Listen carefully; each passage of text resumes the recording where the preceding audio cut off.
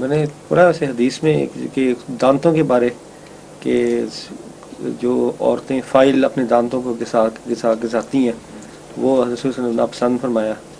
وہ اس زمانے میں کچھ عورتیں ہو سکتا ہے ریتی سے گھساتی ہوں جی جس سے نقصان پہنچتا ہوگا، جی لیکن ایسے شرعی امور میں یہ بات داخل نہیں ہے جس کی سزا مقرر فرمائی ہو، جی جس پہ خدا تعالیٰ کی ناراضگی کا ذکر فرمایا ہو.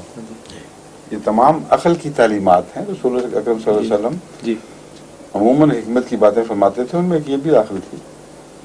دانت کو جب ڈاکٹر اس غرض سے گھساتے ہیں کہ اس کے اوپر خول چڑھائیں تو اسی سے ہی وہ سارا انجر پنجر ڈھیلا ہو جاتا ہے. جی بہت نقصان پہنچتا ہے. یہ خیال غلط ہے کہ کچھ بھی نہیں ہوتا، صرف وہ درد کا احساس مٹا دیتے ہیں، ورنہ جو رگڑائی کرتے ہیں جی اس سے اس کے سارے ڈھانچے پر اثر پڑتا ہے اور کافی اس پہ زلزلہ آتا ہے اس جبڑوں کے اوپر. تو سجاوٹ کی خاطر ذاتی نقصان کر لینا یہ ایک چھوٹی سی خودکشی ہے جی جو رسول اللہ صلی اللہ علیہ وسلم نے منع فرمائی ہے. ٹھیک ہے، ٹھیک ہے. فرمائیے.